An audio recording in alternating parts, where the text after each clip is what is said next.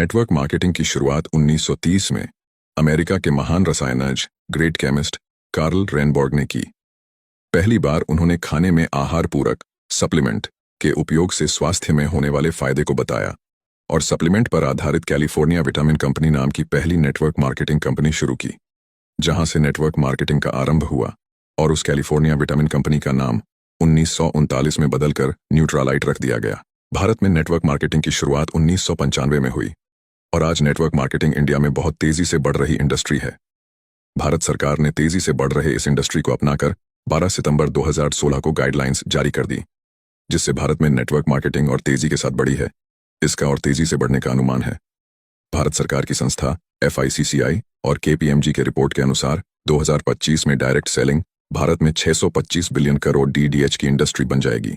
Network marketing एक ऐसा व्यवसाय मॉडल है जिसमें स्वतंत्र प्रतिनिधि किसी कंपनी के उत्पाद या सेवाओं को सीधे ग्राहकों को बेचते हैं।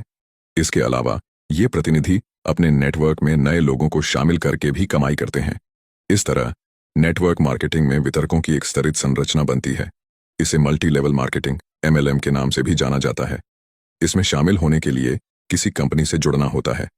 डायरेक्ट सेलिंग कंपनियां व्यक्ति के नेटवर्क बनाने के मॉडल पर काम करती हैं।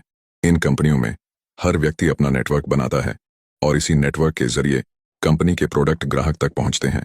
इस तरह व्यक्ति और उसकी डाउनलाइन द्वारा की गई बिक्री पर सेल्स पर्सन को कमीशन मिलता है। भारत में नेटवर्क मार्केटिंग का विकास और इसके भविष्य की संभावनाएं तेजी से बढ़ रही हैं। विभिन्न कंपनियों ने इस उद्योग में कदम रखा है और यह पूरे देश में लोकप्रियता हासिल कर रही है। नेटवर्क मार्केटिंग को डायरेक्ट सेलिंग या मल्टी लेवल मार्केटिंग MLM के रूप में भी जाना जाता है।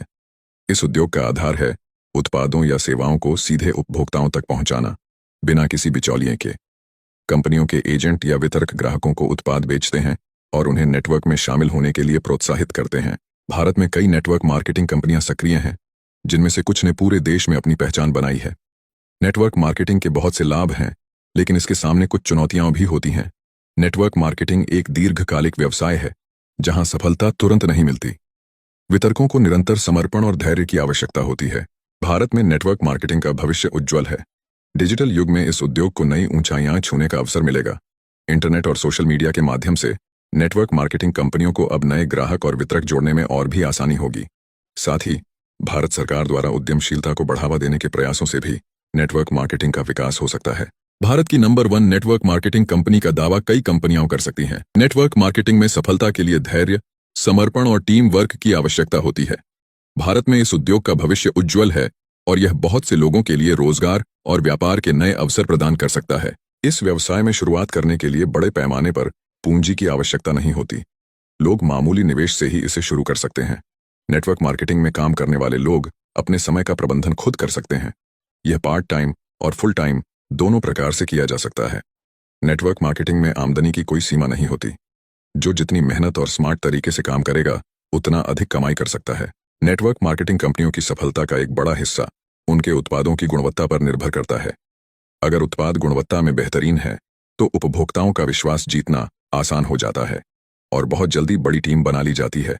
अब अगर आप भी नेटवर्क मार्केटिंग की शुरुआत करना चाहते हैं, तो एक अच्छी कंपनी का चुनाव करके ज्वाइन करें और सफलता हासिल करें। अगर आप पहले से ज्वाइन करके काम कर रहे हैं, तो आपको बहुत बहुत बधाई हो।